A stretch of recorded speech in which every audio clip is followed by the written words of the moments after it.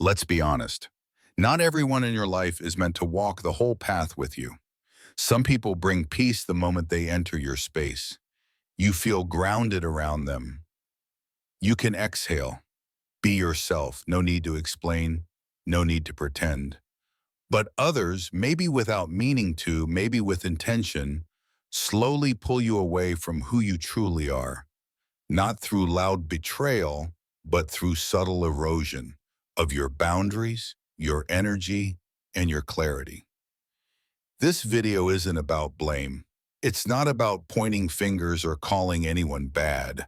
It's about something deeper. It's about protecting the one thing too many of us surrender without noticing: our inner peace. You see, life is noisy, and relationships, whether romantic, familial, or social, can either anchor you or unbalance you completely. And if you're like most people, you were probably never really taught how to tell the difference. So you stay longer than you should. You give more than is wise. You explain, you justify, and in the process you begin to lose something precious: your emotional freedom. Let me ask you something. Have you ever left a conversation feeling more drained than heard? Ever found yourself questioning your own instincts because someone made you feel guilty for simply setting a boundary? Or maybe in your quiet moments, you've caught yourself wondering, why do I feel lonelier with this person than I do when I'm alone? If any of that sounds familiar, you're not alone and you're not too sensitive. You're waking up. The truth is, we all encounter people who, intentionally or not, chip away at our stability. They may appear charming, kind, even admirable on the surface. But underneath, something feels off. Something in you whispers, this isn't right. The ancient Stoics taught us, protect your peace like a sacred flame. Don't hand it to those who come with wind in their breath. Because peace isn't something others give you. It's something you must protect deliberately every day. So in this video, we're going to look at 8 signs that a relationship may be quietly damaging your well-being. Not to judge others, but to sharpen your clarity. Because the strongest people aren't the ones who carry others endlessly. They're the ones who know when it's time to let go, with compassion, but also with resolve. You don't need to yell. You don't need to fight. You don't even need to explain. Sometimes the most powerful thing you can do is simply walk away. Not out of anger, but out of wisdom. So if you've ever felt the quiet ache of imbalance in a relationship, if you've ever doubted whether someone truly adds peace to your life or just takes from it, this video is for you. Let's begin. Let's talk about one of the most subtle but most powerful forms of emotional control: guilt. Not the kind that comes from doing something truly wrong and knowing you need to make it right. I'm talking about the kind of guilt that creeps in quietly without a word being spoken. It starts small. Maybe you canceled a dinner to focus on work or needed an evening to recharge.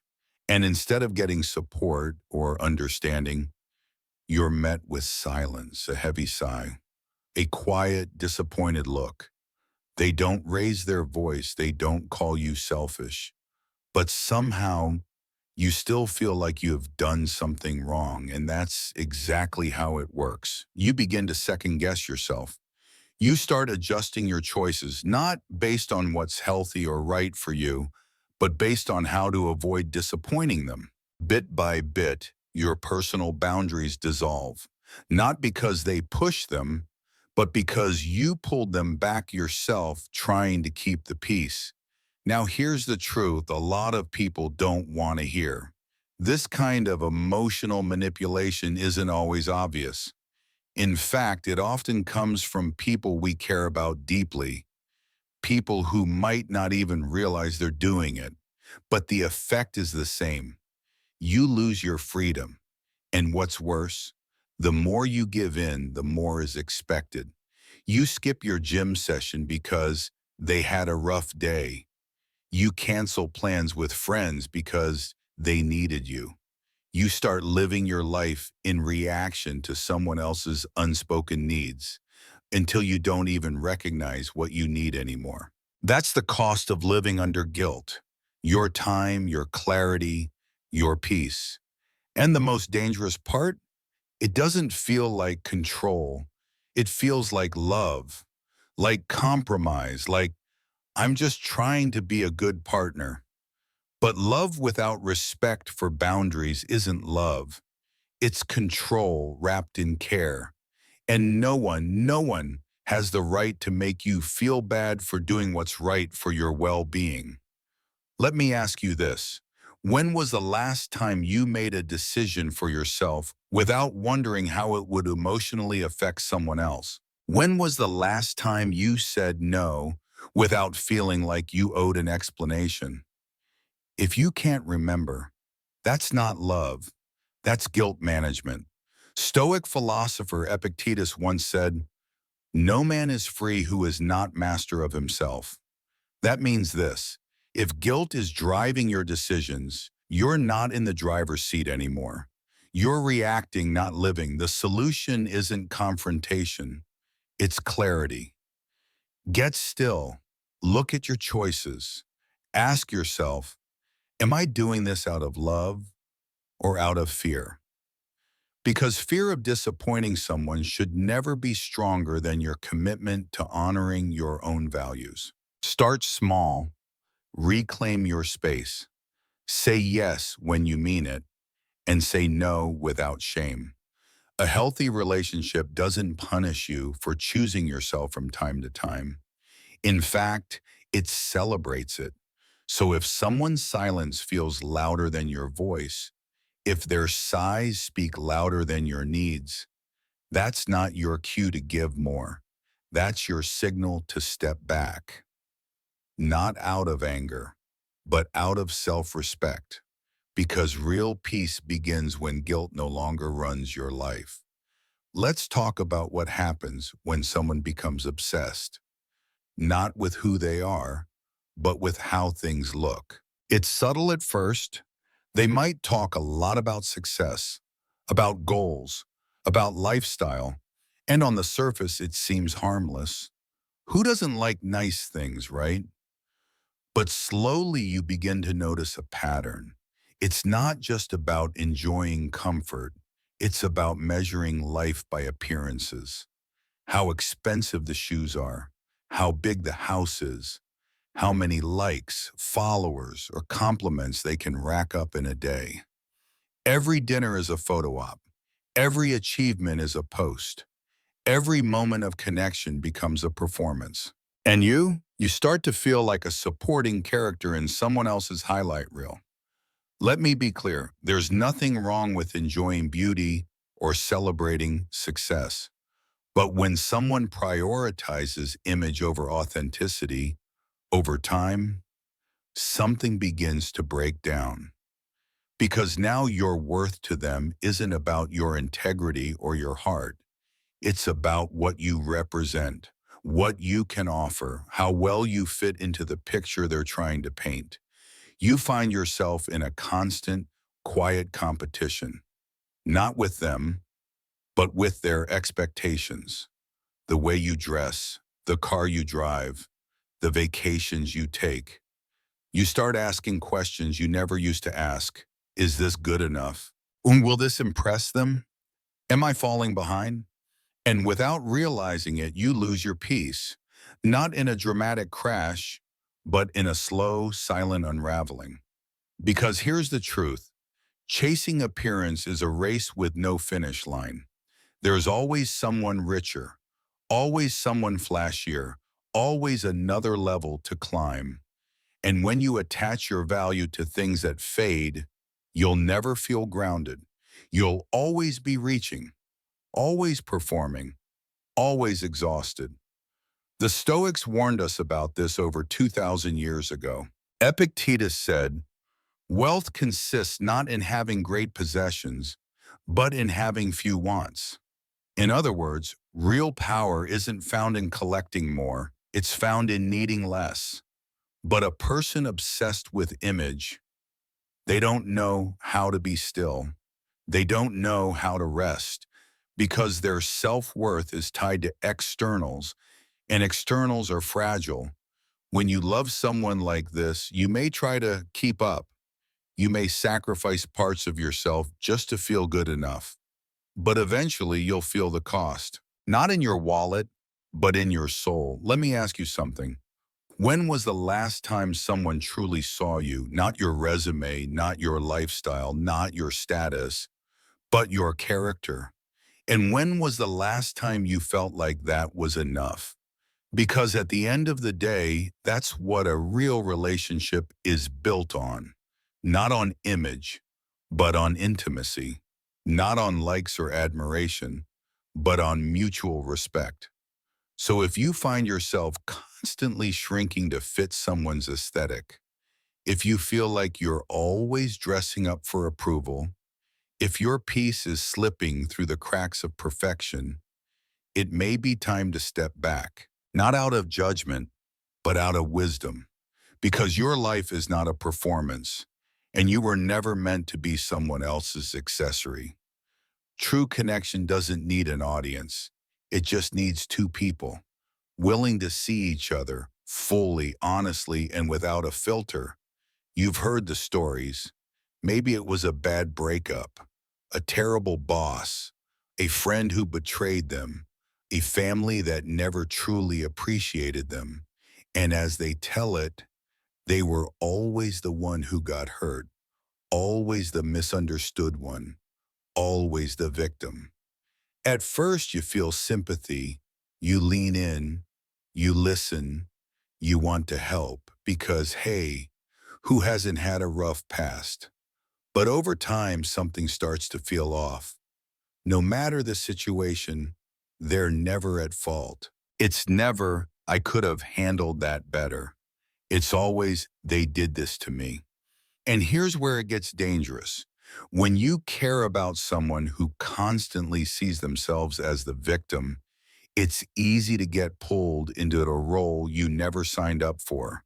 The fixer, the rescuer, the emotional life raft. You start believing your job is to prove that not everyone will hurt them. You think, maybe if I just love them harder, they'll finally heal. But here's the truth. You can't outlove someone's refusal to take responsibility. This pattern is more common than we like to admit, and it doesn't always come from malice. Sometimes it's trauma, sometimes it's immaturity, sometimes it's just deeply ingrained habits, but the result is the same. They stay stuck, and if you stay too long, you will too. Because when someone always plays the victim, they give up power over their life. And instead, they demand others carry that power for them. Let me give you an example. A friend of mine, Jason, started dating someone after his divorce. She was beautiful, articulate, and open.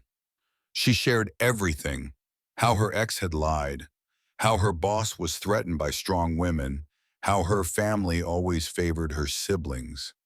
Jason thought he had found someone real, vulnerable, honest, but months passed, and the stories didn't stop. Every friend, toxic, every chum, unfair, every past relationship, one-sided. And when Jason finally tried to suggest that maybe, just maybe, she could look at things from a different angle, he wasn't seen as supportive anymore. He became the next person who didn't get it. That's the trap, because in their story, if you're not saving them, you must be hurting them. And suddenly, you're walking on eggshells, always checking your words, always trying to keep the peace. But peace isn't possible when the entire relationship is built on someone else's refusal to grow. The Stoics taught us, you have power over your mind, not outside events. Realize this and you will find strength. Marcus Aurelius. But someone who clings to victimhood rejects that power. They surrender to their emotions, and they expect you to carry the emotional burden they refuse to face. Let me be clear, it's okay to feel pain. It's okay to go through hard seasons. But it's not okay to build your identity around being the one who's always wronged, because healing begins where accountability begins. So if you find yourself constantly trying to prove that you're different from everyone who hurt them, if your love is starting to feel like effort instead of connection, it may be time to pause. Ask yourself, is this love or is this a rescue mission I didn't sign up for? And if the story never changes, if every chapter ends with them as the victim and you as the villain, it's not selfish to walk away. It's wise, because the strongest relationships aren't built on saving someone from their past. They're built on walking forward together. Let's talk about chaos, not the kind that life throws at us randomly, but the kind that people create on purpose, because peace makes them uncomfortable. You know the type. When things finally settle down, when there's calm, when everything's working smoothly, they can't stand it. And so without even realizing it, they light a match. They stir something up. They need something to go wrong because quiet feels unbearable. Wait, Bo, because for some people, drama isn't a disruption. It's home. They're not looking for stability. They're looking for stimulation. And if life doesn't provide enough of it, they'll manufacture it themselves. At first, it might seem small, a sharp tone when you didn't text back fast enough, an overreaction to a casual comment, an argument out of nowhere because you forgot to mention something important. You try to calm things down. You apologize even when you are not sure what you did. And just like that, the spotlight is back on them. Here's what's really happening. Drama gives them control. In the middle of a storm, they get to decide who's right, who's wrong, who owes what. The emotional roller coaster becomes their stage, and you're just another cast member. But if you've ever been in a relationship like this, you know how exhausting it is. You're always walking on eggshells, always trying to read the room, always one step away from triggering the next storm. And the worst part? You begin to confuse chaos with closeness.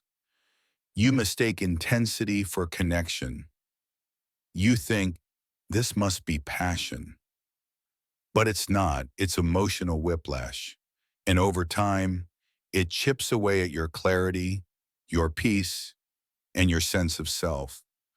The Stoics had something to say about this.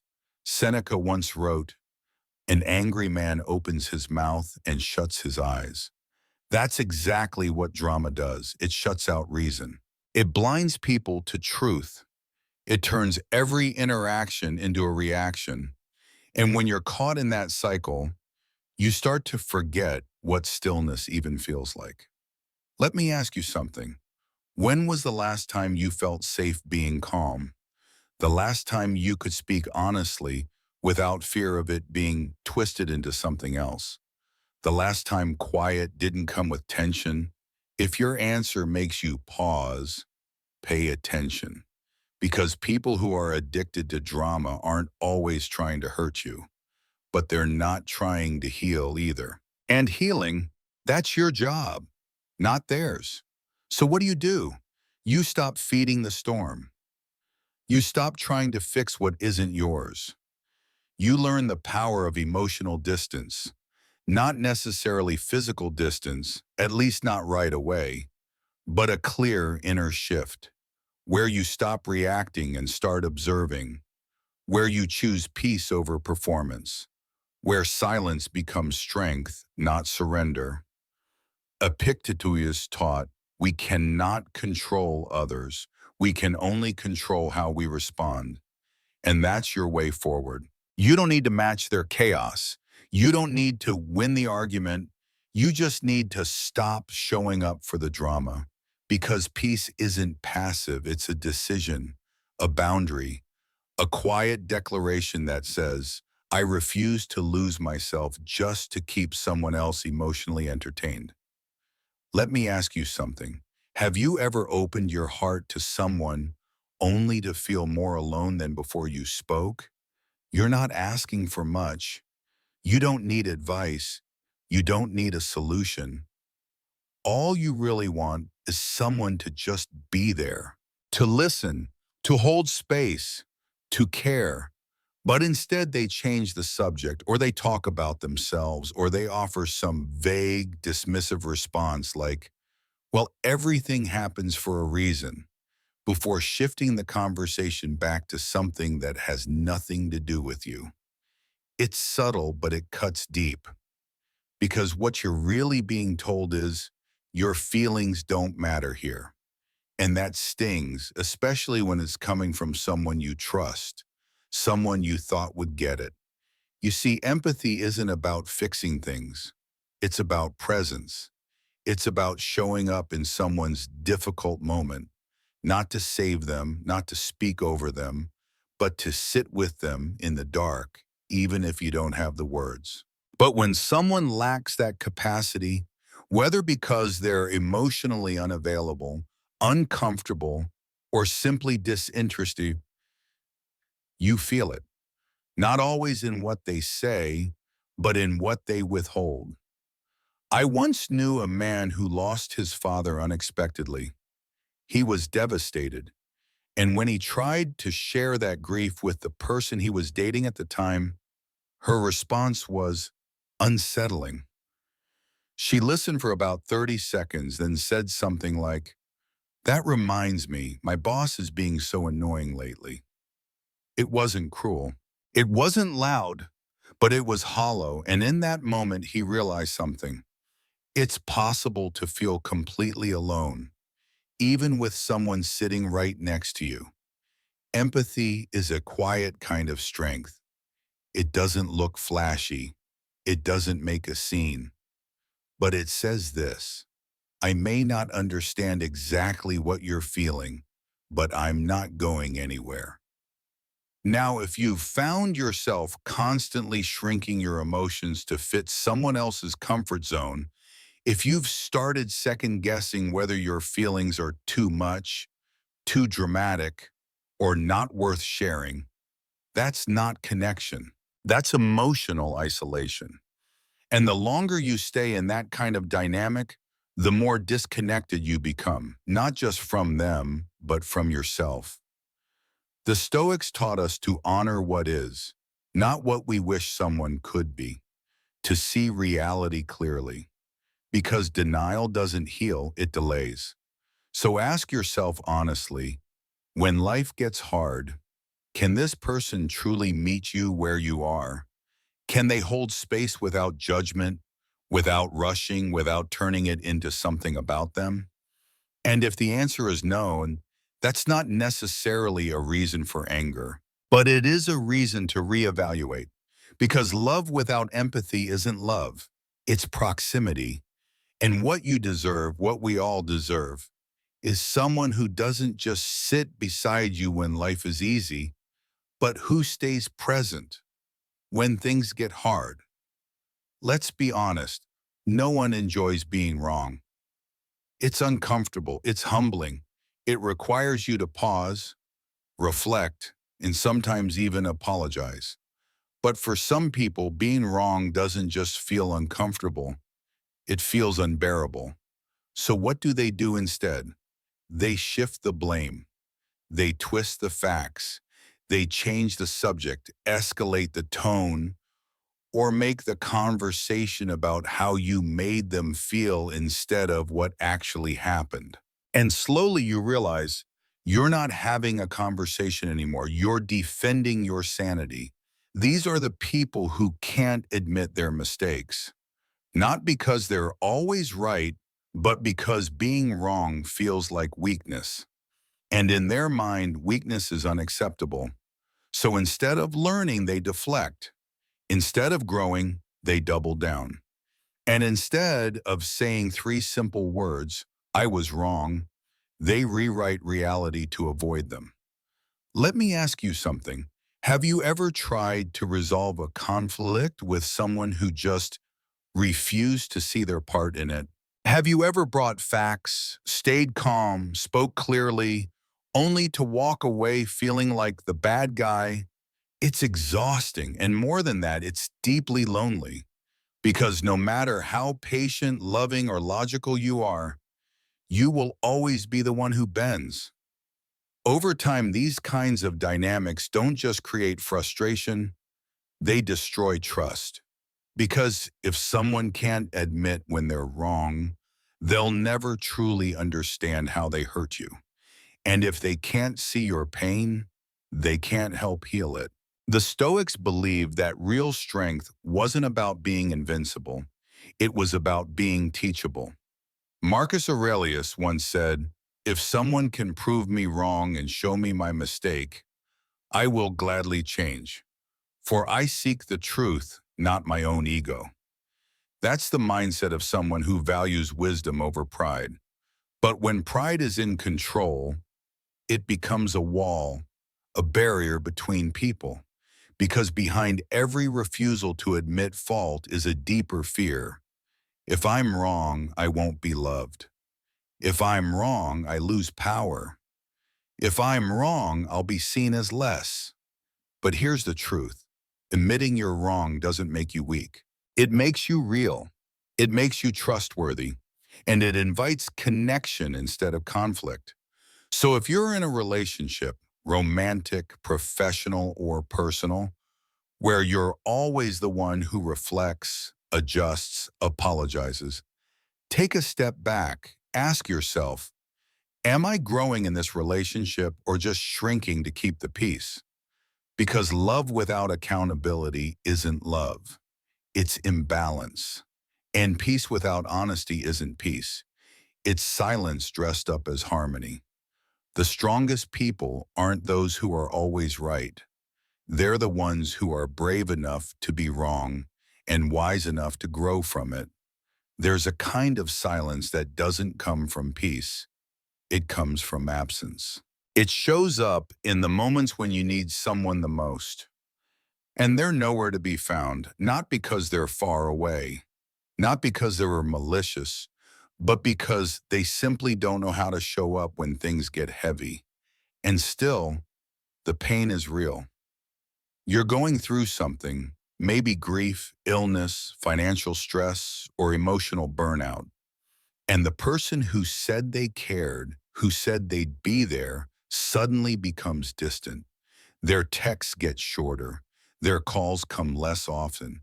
They say things like, let me know if you need anything. But deep down, you know they won't be the one who actually shows up. Let's be fair. Not everyone is equipped to hold space for someone else's pain. Many people were never taught how to listen without fixing, how to comfort without controlling, how to simply be without running away from discomfort. But as Stoics remind us, intentions don't erase impact. And when someone you care about vanishes in your hardest hour, their absence speaks louder than any excuse. I remember hearing someone say, you find out who your real people are when your world falls apart. And they were right. Because when the noise dies down, when the social invitations stop, when the smiles fade, you begin to notice who's really sitting beside you and who only ever loved the easy version of you. True companionship isn't just about sharing good times. It's about showing up when there's nothing to gain, when all you can offer is your brokenness, your questions, your grief. It's not that you expect someone to fix your life. You just hope they care enough to sit with you in the mess, to remind you by their presence that you're not alone. And when that doesn't happen, you start to question everything. Was I asking for too much? Am I too heavy to hold? Did I make a mistake trusting them? But the truth is, your pain isn't the problem. Their absence is. In Stoic philosophy, there's a phrase, to be strong is to be useful. That doesn't mean fixing people. It means being reliable. It means offering stability in chaos. It means standing firm, not running when someone needs you most. So if you found yourself walking through darkness without the person you thought would hold the light, let that be clarity, not bitterness, not drama, just a quiet knowing. I see now. This is who they are, and this is what I need. Because in the end, we all deserve connection that doesn't disappear when things get real. Not perfect people, just present ones. There's a quiet way people reveal how much they value you. And it's not through words. It's through how they treat your time. Let me ask you something. Have you ever made space in your day for someone, cleared your calendar, showed up early, prepared to be present, only for them to show up late or not show up at all? At first, you brush it off. Maybe they were busy. Maybe something came up.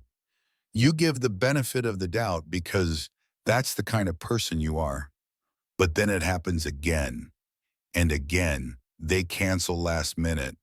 They keep you waiting without apology. They reschedule on their terms, not yours. And slowly something inside you shifts because this isn't about a missed lunch or a late reply. It's about what it represents. You start to realize when someone repeatedly disrespects your time, they're also disrespecting your presence. In Stoic philosophy, time is seen as one of our most sacred, non-renewable resources. You can make more money, you can rebuild your health, but you cannot reclaim a single second once it's gone. So when someone wastes your time, especially after you've communicated clearly, made effort, or shown consistency, what they're really saying is, my schedule matters more than yours. Your effort is optional, and your availability is automatic. It might not be intentional. They may not be doing it out of malice, but the effect is the same. You begin to feel like a convenience, not a priority. I once knew a man who was in love with someone who constantly delayed plans, ignored messages, and flaked out at the last minute. And yet, every time she reappeared, he welcomed her with open arms because he thought that meant loyalty. But what he didn't see was that every delayed text, every broken promise, every maybe later was slowly teaching him that his time, his life wasn't worth the protecting.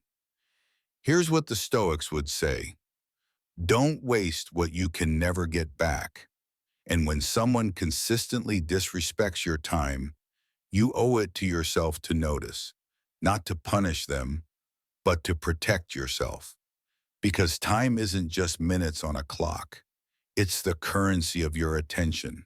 It's the foundation of your energy, your dreams, your relationships. And if someone can't honor your time, they won't be able to honor your truth either. So the next time someone cancels last minute, shows up half-heartedly, or treats your availability like an afterthought, pause, reflect. Ask yourself, am I choosing people who value me or people who drain me? You deserve to spend your life with those who don't just show up when it's easy, but who respect your presence as a gift, because that's exactly what it is. Let's be clear, you don't need someone who's perfect. You need someone who shows up, who listens without judgment, who can say, I was wrong, someone who respects your time, your energy, and your emotional world without making you feel like a burden. Because real connection isn't built on constant excitement or flawless compatibility. It's built on presence, on responsibility, on mutual respect. Sometimes we stay in relationships not because they feel right, but because they feel familiar. We rationalize. We tell ourselves they're not that bad, or maybe I'm overreacting. But deep down, we know peace shouldn't feel this exhausting to maintain. And here's the truth. Letting go doesn't mean you hate someone. It doesn't mean you wish them harm. Sometimes walking away is the most compassionate choice you can make for yourself and even for them. You don't leave because you stopped loving. You leave because you started loving yourself enough to stop tolerating what hurts your spirit. The Stoics didn't teach us to be cold or detached. They taught us to be clear, to live with wisdom, courage, and compassion. So when someone repeatedly crosses your boundaries, when they make you feel unseen, unheard, or unworthy, you don't need to make them the villain. You just need to recognize this isn't a space where I can grow in peace. And from that awareness, you move gently, deliberately, not out of anger, but out of alignment. Because Stoicism isn't about enduring toxic people in silence. It's about choosing what nourishes your soul. And that choice, it's yours. So if this message speaks to you, if you've seen yourself in any of these 8 signs, let it be a quiet reminder. You deserve relationships that feel safe. You deserve people who honor your peace, not threaten it. You deserve a life where your emotional well-being isn't negotiable. If this video brought clarity or comfort, take a moment to like it, subscribe to the channel, and turn on notifications because we're building a space here rooted in strength, insight, and real emotional growth. You're not alone in this journey, and the more we grow together, the more powerful, peaceful, and purposeful we become. Thanks for watching. Stay mindful, stay strong, and never forget the quiet power of choosing yourself.